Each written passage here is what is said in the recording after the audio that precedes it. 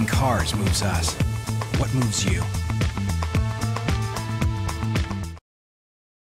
In all, 7 port employees, including Francis Arriola, were sacked last December, accused of involvement in an alleged conspiracy to falsify a workers' compensation claim that was made by but never paid out to former port marketing manager Bernadette Meno. The 60-day rule requires that once management learns of an actionable offense committed by an employee, they have 60 days in which to take disciplinary action. In the case of Francis Arriola, the Civil Service Commission last night had to decide whether port management first came to know of Arriola's alleged involvement in the alleged conspiracy on October 18th, as Arriola's attorney Dan Summerfleck claimed, or whether the board first learned of it on October 25th, as port attorney Mike Phillips argued. The 19th, the director and deputy were summoned to my office because the chair had discovered that there was an attempt to expend $70,000 of taxpayers' money.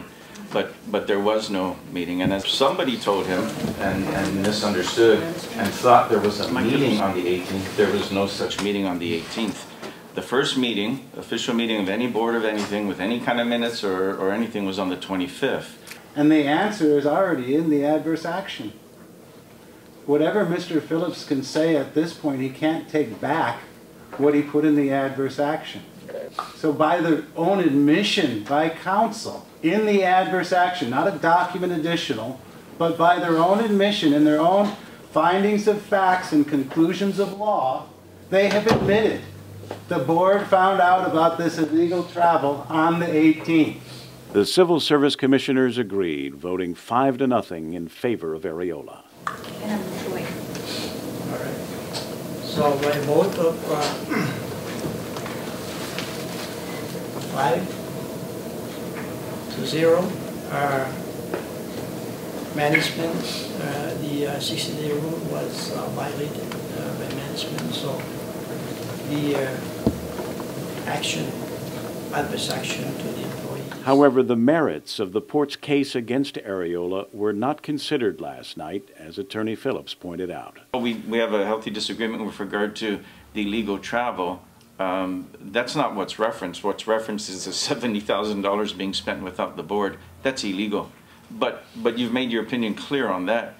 Management should have known somehow that Francis Arriola played a role in that. Cannot go on with anything once this 60-day rule is violated. So no matter whether we like to hear the merits of the case, because of that 60-day issue, we cannot. Arriola is now eligible for reinstatement and back pay unless port management decides to appeal or take the issue to court.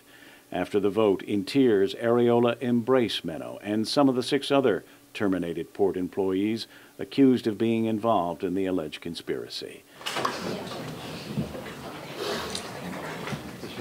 The tears of joy shed by the terminated employees last night were shed in part on the hope that if the 60-day rule applied to Arriola, it should apply to them as well, which was one of the arguments Bernadette Meno's attorney Curtis Vandeveld made last night. Based on the